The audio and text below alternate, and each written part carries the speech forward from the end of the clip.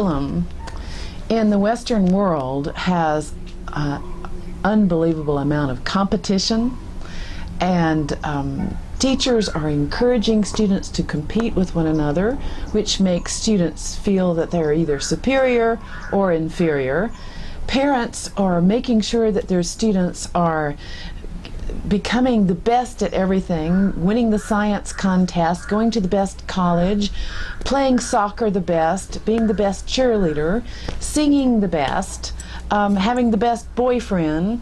So there's this sense of adequacy and inadequacy, and it leaves this big disparity in terms of the self-concept or the identity of the student. The curriculum is pushy in the Western world. How is it with the curriculum in your world? Yeah, what we have is, we call the curriculum as eNBSE. See, the basic curriculum that is based and that is set up in the outer world is based on the competition. They have to compete any way they have to compete. Even if you see the conscious-based schools where they come out with different methods of Waldorf and Montessori, still they're competing that my child is very quiet and very beautiful and your child is not beautiful. Again, they have a comparison even in that. So it's about competition and how their children is better and how the kids themselves are made to feel they are better than somebody. So that is where the whole system is wrong. And they bring a system where all of them go to the same classes. They'll have one music class, they'll have some soccer class, and they'll have the extra classes to perform much better. But all of them follow the same sheep mentality. But here we are saying, you're not a sheep, you are having n dimension. You're much more than an animal. You can come out with different dimension from your side, which will be the basis of creating your world where you're going to face all the things. So what we are going to give in as part of eNBSE is, Swami says a new word is called nurture. He says what we live is from our past, we give it to our children, and the children take that and then create their past. It's always about the past behavior, and we teach the kids to create past. The other day the 6-year-old is telling, in my past I never seen something like this. We were shocked. A 6-year-old having a past and not seeing something like that, it's too amazing. But actually that's what the world has taught them. They have learned this word past. What do you mean by past in 6-year-old? They have to run and play and enjoy the whole space. But because of the societal conditioning and the parental and all that, it's about the past they live in.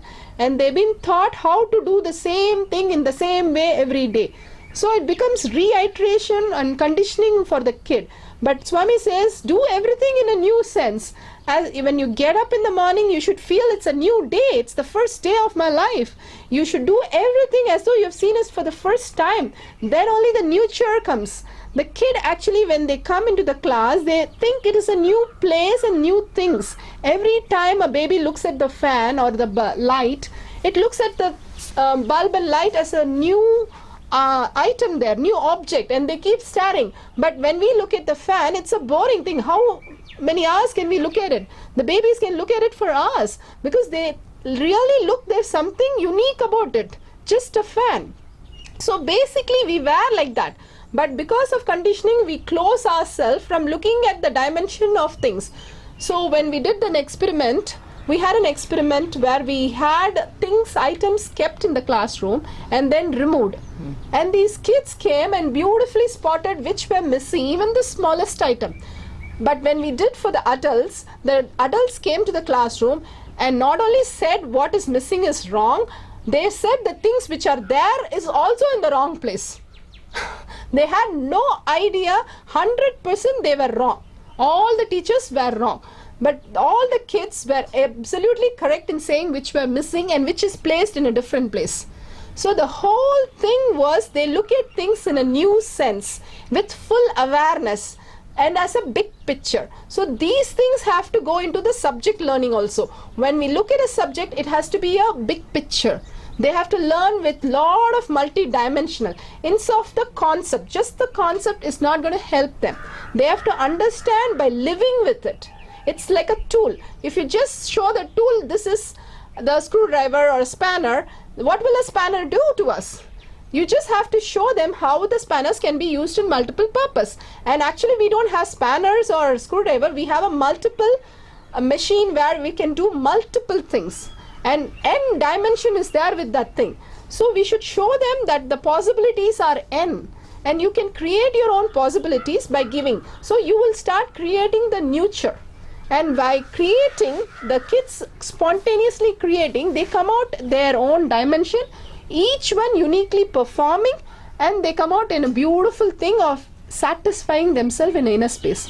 So this becomes the most beautiful part, satisfying them in their inner space. So this is the basis of eNBSE.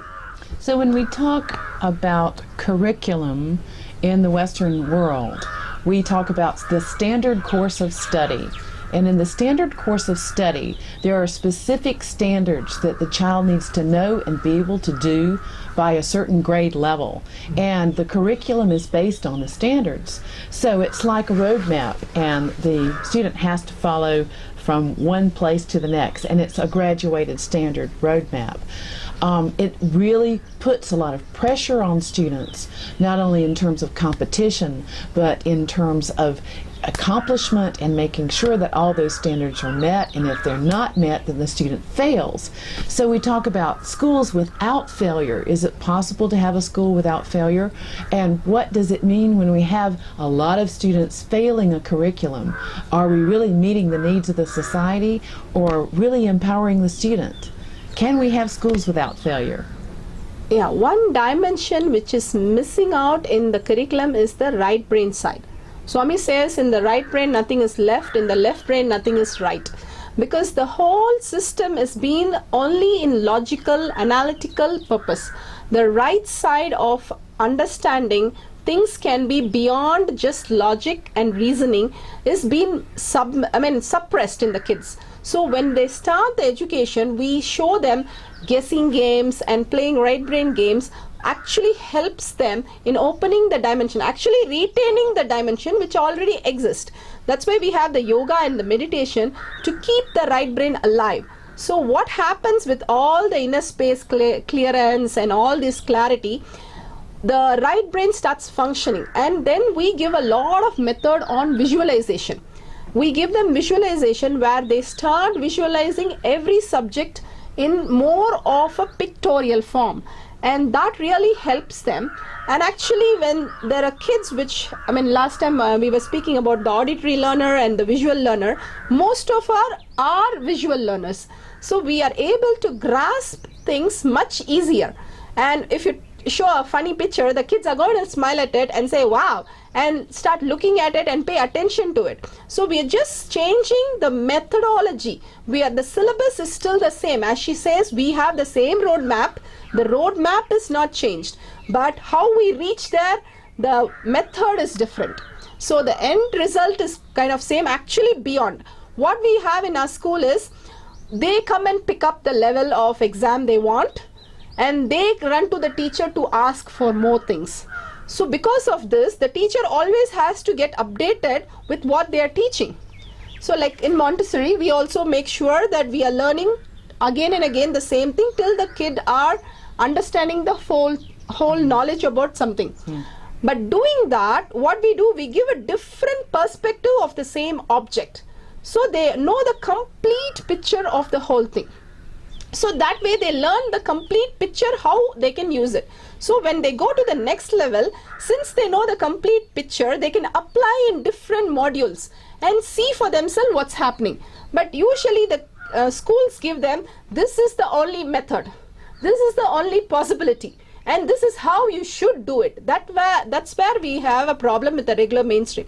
That becomes a boredom for the kids. How many times am I supposed to do the same way, the same ideas and the same way to present it? So they become a big drawback in the kids. So we are using the same syllabus with the same roadmap that is there, but the way we reach to the points in the roadmap is completely different. There will be kids, most of them is going overhead, because they want to learn more. In our school, the kids run to the teachers again and again to show them that they want more of it, because they are getting more satisfied by going to a school. And it's funny because you were saying that In your school system, the kids run to the teachers, and in our school system, the kids run from the teachers. So there's a big difference, that there's this sense of wanting to be motivated and excited about learning and thriving environment where there's a lot of participation and a lot of motivation to move ahead to the next step.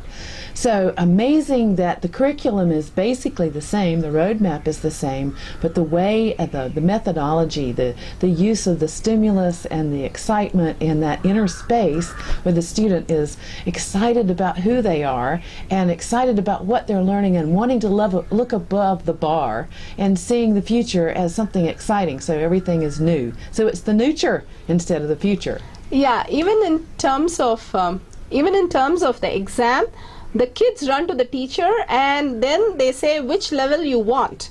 So we make sure we give the level that what they want, like a computer game. They understand, you can understand like a computer game.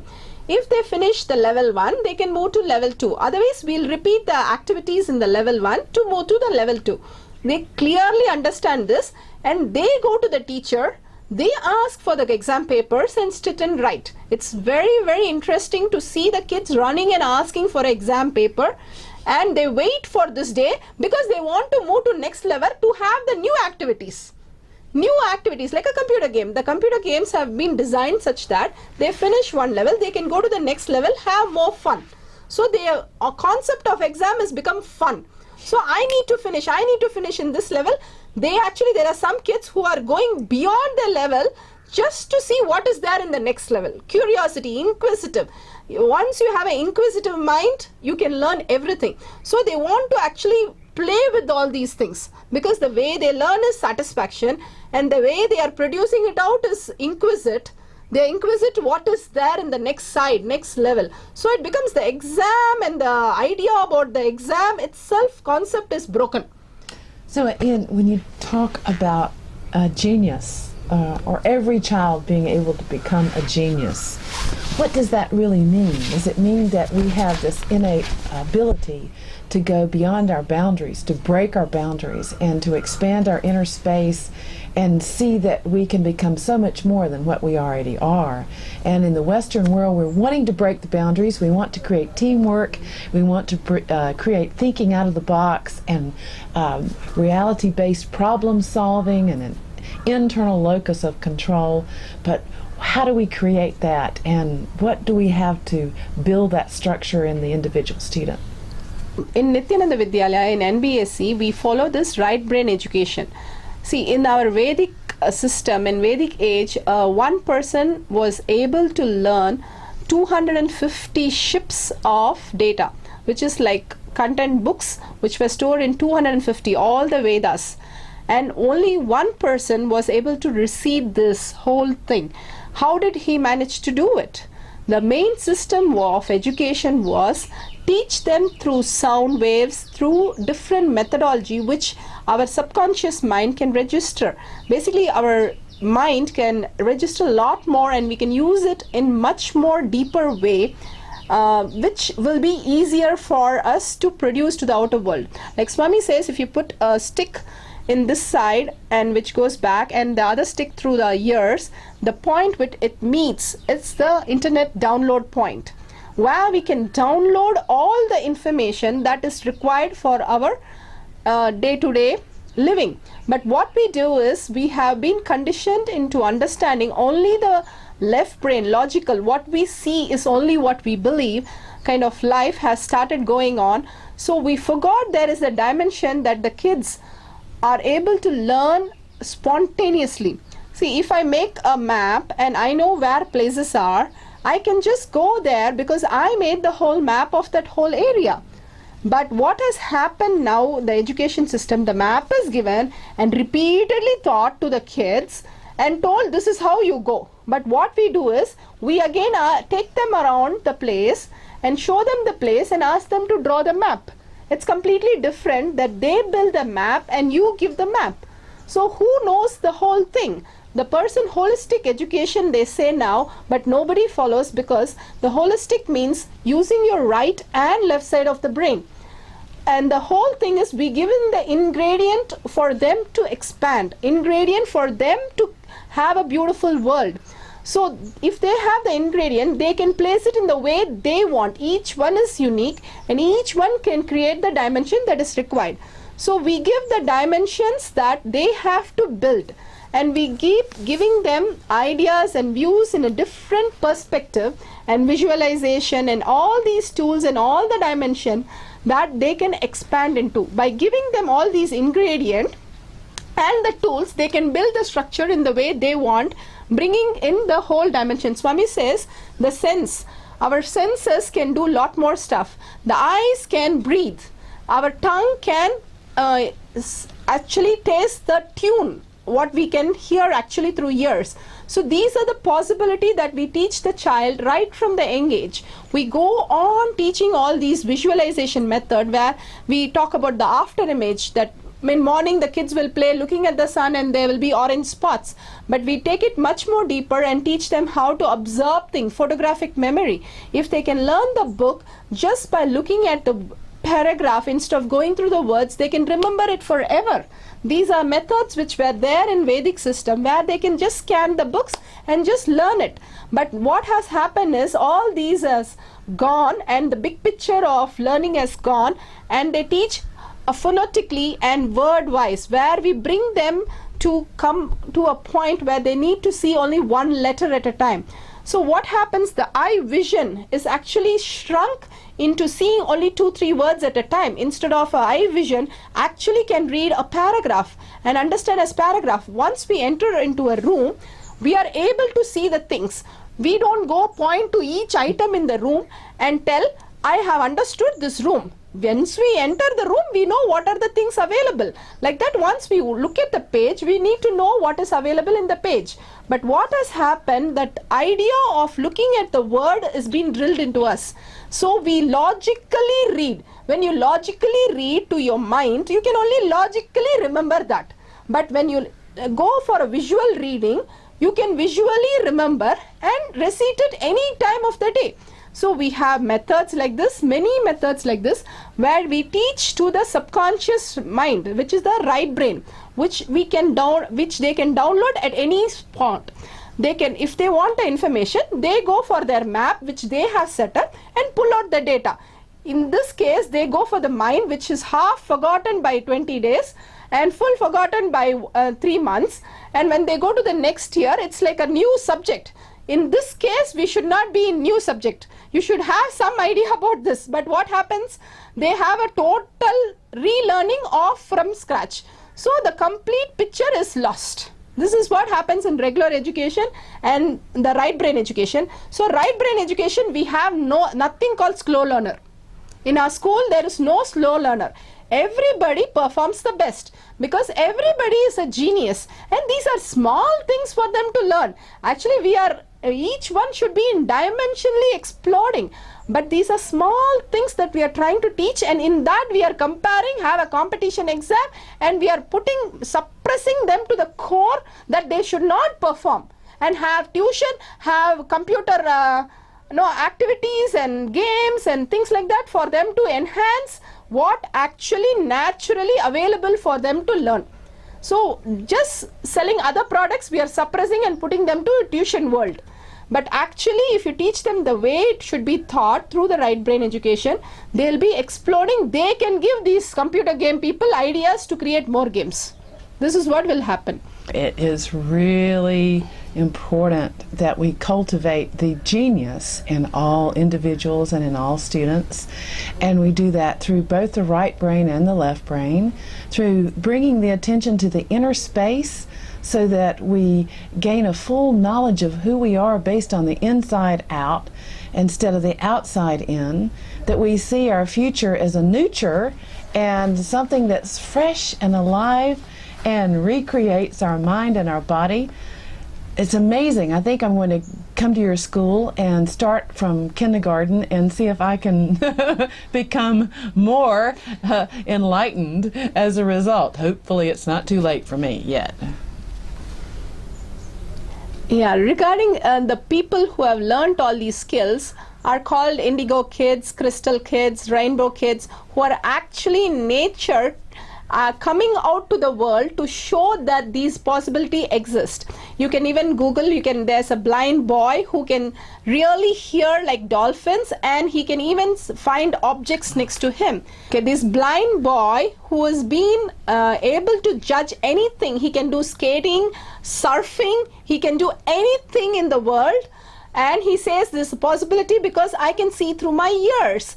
Because the whole point is, he says, if dolphins can do, I can do. When he was small, about 2 years, he had some problem with his eyes, and the doctor removed his eyes. And that time he came home, he said, Mama, I'm not able to see. Mom said, you have ears, nose, mouth, cheeks, you can see. So he really believed that his possibilities are there, where the mom was confident, and that confidence went into him and he was able to see. And this is a living example. If he can do, we can also do it. There are so many painters that you can see in YouTube where they can paint with their fingers. They can do 3-dimension color painting with their fingers because they believe that they can do beyond.